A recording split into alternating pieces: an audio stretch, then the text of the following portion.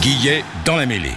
Et je vous le disais, nos consultants sont là, Xavier Barré, Philippe Vareille et Éric Taroux. Messieurs, on va parler du rugby à 13 parce que le 13, c'est maintenant.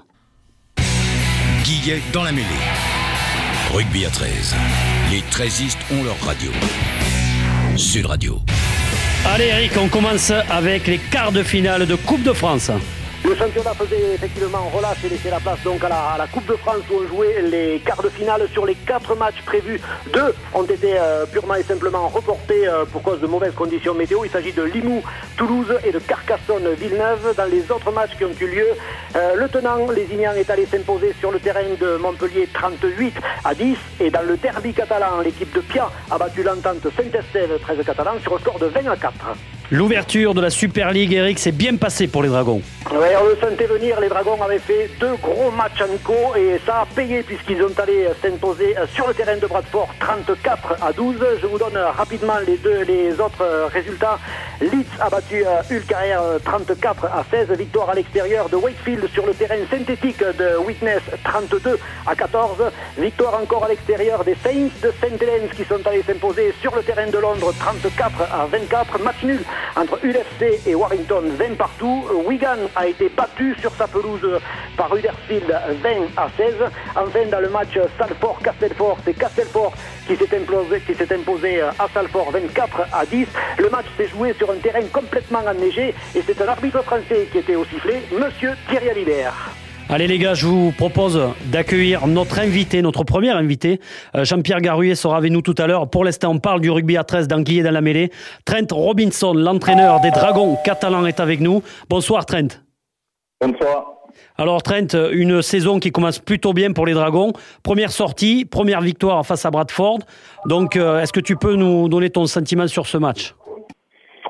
C'était un peu un match difficile, plutôt à cause de le climat. L'extérieur contre Bradford, c'est toujours difficile, mais on ne savait pas si on va continuer notre forme de le match amical, mais les avants, ils ont bien avancé autour de Ian Henderson. Et, on a un peu bousculé l'équipe de Bradford. Et après, Scott Duro et Setama ça, ils avaient le place pour exploiter l'espace et ils ont bien fait. C'était un bon début de saison pour nous. Alors Trent, avant de vous laisser dans nos mains de notre expert du rugby à 13, Éric Taroux, j'avais une question à vous poser parce que c'est vrai que nous, oui. 15istes, le 13 nous intéresse. Et je sais que vous n'êtes pas épargné par les blessures en ce début de saison. Vous avez accumulé au sein de votre effectif beaucoup de blessés et pas des moindres parce que ce sont des joueurs importants. Greg Muniz, Fred Vakari, le jeune Éloi Pélissier aussi qu'on a eu l'occasion de voir la saison précédente. Je crois que vous avez fait appel à un joker médical.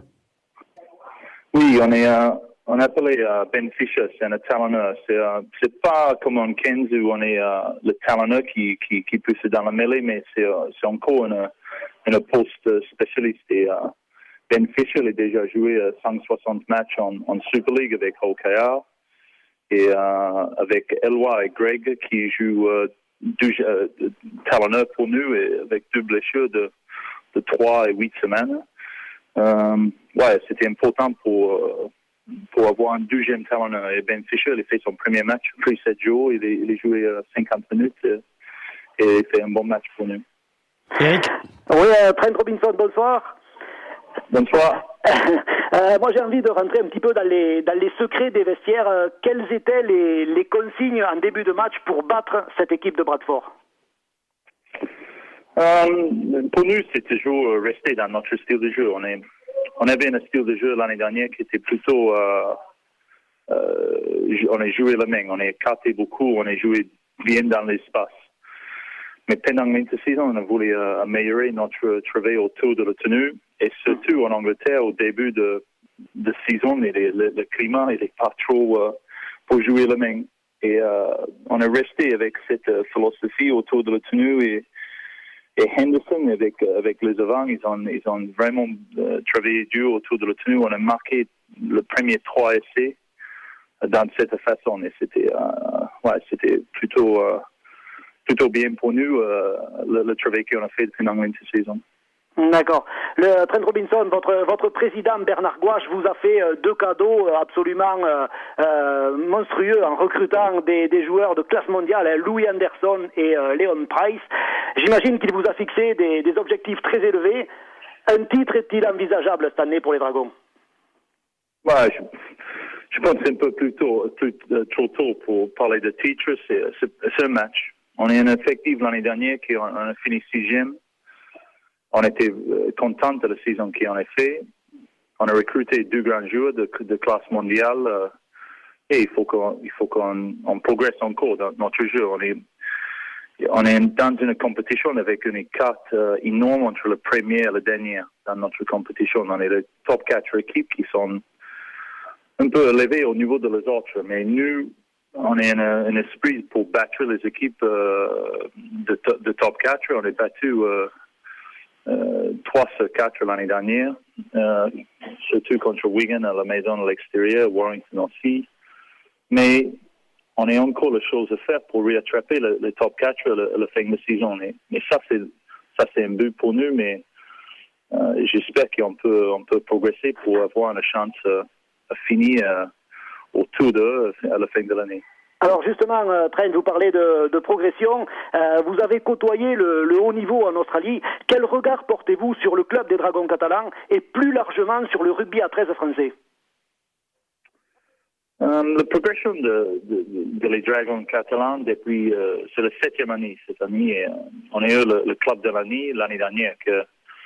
Moi j'ai dit les personnes autour de nous qui je pense pas qu'un club qui peut progresser aussi vite qu'en France. Ça veut dire que les clubs en Angleterre, s'ils avaient 6 ans, ils n'ont pas fait les choses qu'un club comme les Dragons catalans, ils ont fait en 6 ans. Ils ont allé en finale à Wembley, ils ont fini dans le top 4 déjà en 2008.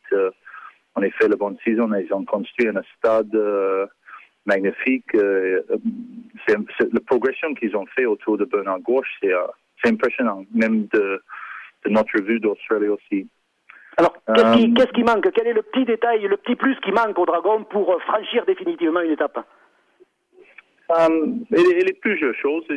Moi, j'ai un regard sur Leeds, Wigan et St. Helens, surtout au niveau de la structure autour de le staff dans les bureaux aussi, dans le médical aussi. C'est le petit détail. C'est pas, on est les personnes qui travaillent bien, mais on manque peut-être 1 ou 2 personnes autour de le commercial, autour de le médical, au niveau de la préparation physique. On manque 1 ou 2 personnes chaque fois. On sent que le club se rapproche du haut niveau. Trent, moi j'avais une question à vous poser au niveau de l'effectif. Visiblement, vous misez beaucoup sur une charnière Scott Duro, Leon Price.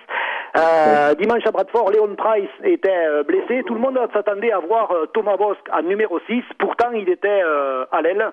Pourquoi ce choix? Oui. Mais en fait, la raison, c'est parce qu'on est perdu 4 alliés.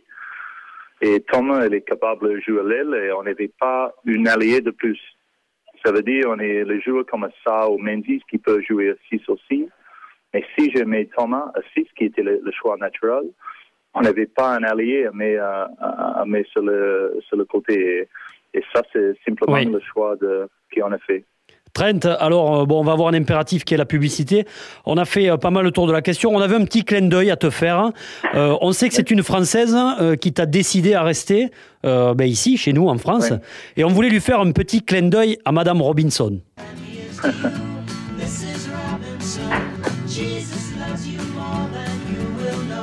Voilà, petit clin d'œil pour Madame Robinson. Merci Trent d'avoir été avec nous ce soir.